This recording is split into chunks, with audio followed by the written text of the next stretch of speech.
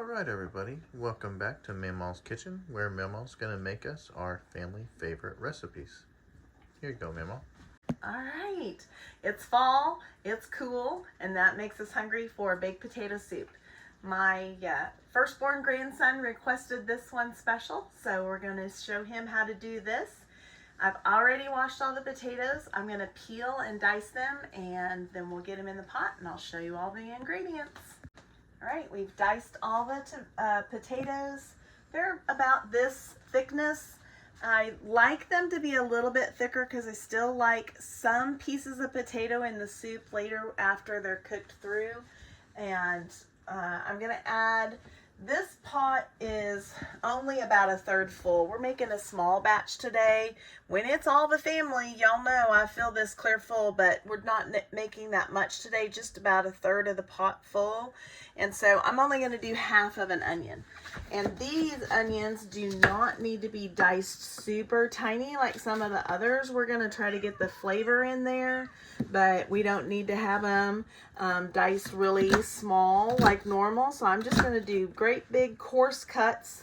So this is the size, and we're just going to put this in here, and we've got just enough water to cover the potatoes. I don't know if I said that already, but I'll just tell you again if I did. And we're going to do a half a stick of butter. And then I am going to add salt and pepper both to the water while it's cooking. I in the past didn't add the salt to potatoes when I would boil them, and now even when I make mashed potatoes, I add salt to the water. I think it flavors them all the way through. I don't have to add as much salt when I make mashed potatoes, but also with this, it just cooks the flavor all the way through. So we're going to add salt and pepper, and then we'll turn this on. We'll let it cook. I'm going to start it out on high just so I can get that water boiling, and then I'm just going to take it down to a simmer. So I'm going to do about 2 tablespoons because this is the half tablespoon and I did 4. So 2 tablespoons of salt in there, and then some pepper.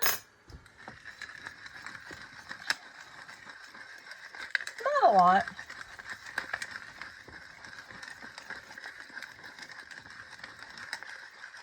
All right, that's pretty good for now. We can add more later if we need to, but it doesn't have to be a lot of pepper. And then we'll cover this and get it going and bring it up to a boil. Okay, we're ready to check these and see how they're doing. They are still boiling pretty fast, but if I stick that knife in it, it just goes right down into every potato. So that's done. Our next step, we're going to just turn this off and remove it from the heat, because when we start adding all the other milk ingredients, it's going to be done really quickly. So we like to top the baked potato soup with ham, diced ham, and cheddar cheese. So I'm going to show you how to do the ham, but we're going to move this potato to the side, and we'll dice the ham and fry it. We've diced a little bit of the ham so far. We're just going to dice a little bit more. This is just that sliced hickory smoked ham. I don't like the sweet ham for this, so avoid the honey ham. This is hickory smoked, all of it pretty uniform in size. Got a little bit of butter in the bottom of our skillet, mostly just so it won't stick. It's pretty lean meat, and so there's not enough fat in it to keep it from sticking. So I'm going to put this in here. We'll stir it up just a little bit. One of our nice wooden spoons Uncle Clinton found for us. And we're just going to just keep stirring it a little bit until it gets a little bit crispy, similar to bacon. And you can use bacon if you like it. We actually started out using bacon and then found that the ham is thinner and tastes a little bit better. So we have been using the ham for quite a few years. Grandkids may not even remember ever using the bacon, but we like it with the cheddar cheese. Now another thing that I use is Zatarain's. It's a spice, and it's harder to find. Grandkids know Zatarain's. If you can't find it, it's a Creole seasoning, and we use it in the potato soup. If you can't find it, you can always use Tony's. That's easier to find in our region, but if you can find the Zatarain's Creole, it's even better. But I'll show you it as we make the soup. All right, see how we've got lots of little pieces that are the kind of like bacon cooked all the way through, and so get a lot of color in there. That's about perfect for us, so I'm going to pull it off, and then we're going to bring the soup back and we'll get started building it. All right, are you ready? We're going to start. We're going to mash these potatoes with the potato masher. I'm going to leave some chunks in there because we like the texture, but we want to mash most of them, so we're just going to mash this down. We're leaving the water in. Don't dump the water. It's got your salt, your pepper, your butter flavor in it. So all of that is really good flavor. You don't want to dump it out. We're just going to build on that flavor. So we're going to bring in some sour cream and milk and half and half. And we'll thicken it with a little bit of cornstarch. There you go. Now, here's the tricky part, babies. When you get it like this, we're going to have to add some moisture pretty quick, or we're going to end up burning on the bottom. So we're going to add some milk to it. Then we'll thicken it with the half and half in just a little bit. All right, we're going to fill that back up where it's just about half full again. Cover all of this. There you are. See the butter floating? Already starting to look good, isn't it? Okay, make sure that nothing is sticking to the bottom. Can you see the bigger chunks of potato that are still in there? This is going to still give us nice big chunks of potato, but what we mashed is now stirring into the milk. We're going to start, we're going to add some half and half, and we'll go ahead and thicken it. And then I'm going to use some of what I've thickened and bring that sour cream and stir it in. I'm going to do about half a cup of the half and half, and then we're going to mix in the cornstarch,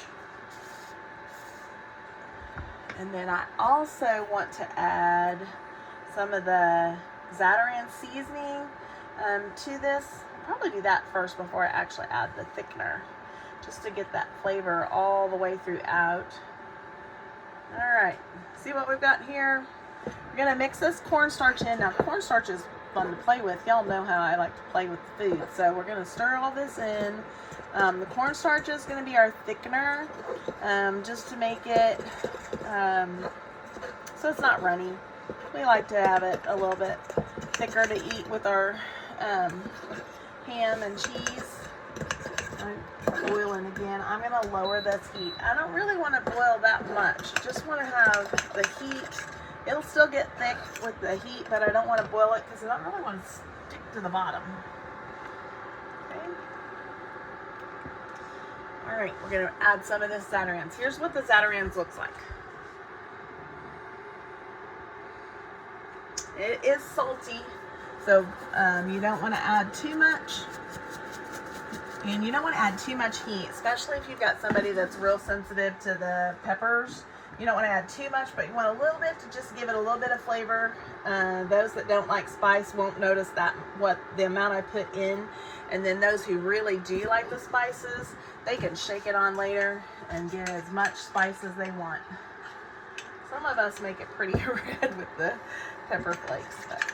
All right, so now I think I talked to you once on one of the other videos about how you mix the cornstarch so that there's no lumps. Now see, I've still got some lumps in there, so I want to keep stirring this with this fork until I get most of those lumps out. I really don't want that to have, even though the lumps of potatoes are in there, you don't want lumps of cornstarch. All right, so now what do we got? All right, we're going to stir this in. We're going to watch that thicken up, and if it's not quite enough, we'll add a little bit more in a little bit. But we are ready now to also mix in a little bit of our sour cream. Now, one of the things I learned about sour cream, I don't know if it's a scientific thing or not, but if I mix it straight in and don't add a little bit of the potato soup to it and heat it up, it stays lumpy and cold. So I'm just going to pull some of the milk in here that's warm, and I'm going to stir it with the same fork that I was using for the cornstarch. And what that'll do is just make it nice and smooth and creamy, and then it doesn't make cold lumps of sour cream in with our broth. All right, see? All right. I'm gonna do a second batch of that, but I wanted to show you in the smaller cup so you could see. All right, here's the second little batch of sour cream that's gonna go in. It's starting to thicken up really nice and pretty. So we've got all of this goodness going back into the pot. I'm gonna stir. Look how nice and thick it is. That's perfect. So we're just gonna give this another quick stir, get all that sour cream mixed in. Oh my goodness. I don't know if you can really see. Let me hold it up so maybe you can see. That's the perfect texture, right? And Uncle Clinton also helped me understand it's called tempering. That's why we add the warm milk in with the sour cream, and that'll make it nice and smooth and creamy in your pot. And we are ready. Y'all ready to see this?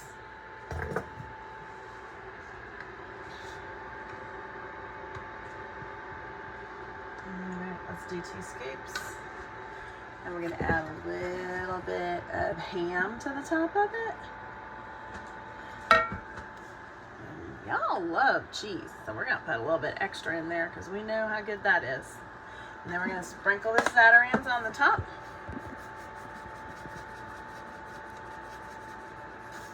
Look at that.